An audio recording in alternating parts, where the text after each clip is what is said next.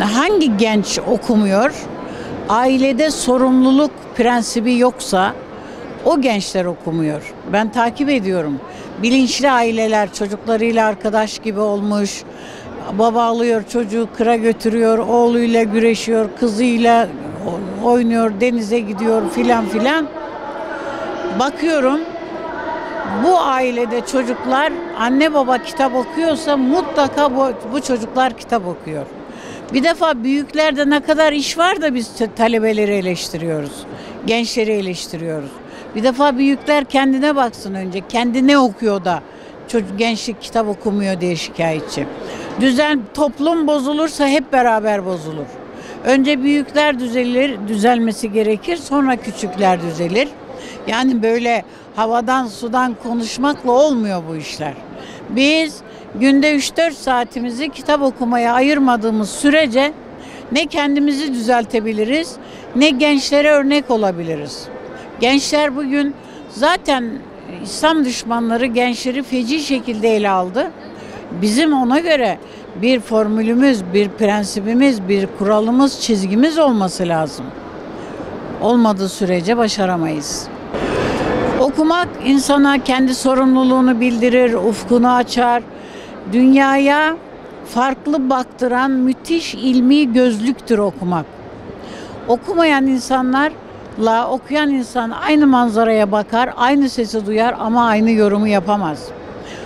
Okuyan insanın bakış açısı çok derin olur, bilinçli olur, sorumluluk bilinciyle bakar ve Allah'ın yarattığı aleme boş bakmamış olur. Gençler neden kitap okumalı sorusunun cevabı Allah'ın emri olduğu için okumalı.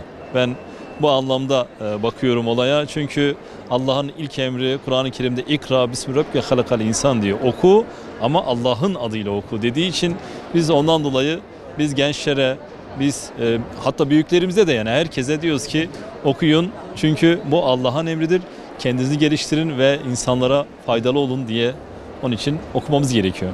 Okumanın insanın bir defa öyle bir durum ki şöyle ifade etmek istiyorum ben. Okumak insanların gözlem gücünü, insanların algılama gücünü, insanların topluma bakış açısını, insanların kendisine bakış açısını ve insanların iç dünyasını zenginleştirdiği için gençlerimiz, bizler hepimiz aslında okumanın o güzel deryasına dalmamız gerekiyor.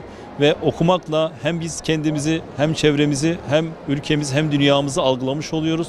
O açıdan okursak biz aslında evreni okumuş oluruz. Okursak biz kendimizi okumuş oluruz ve bu anlamda da Allah'ın bize emretmiş olduğu o işte oku emri yerine getirdiğimizden dolayı aslında sınavı, imtihanı vermiş oluruz diye ben düşünüyorum.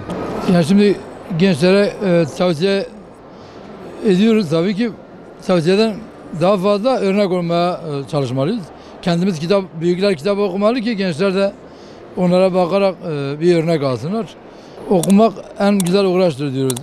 Benim sloganımdır bu.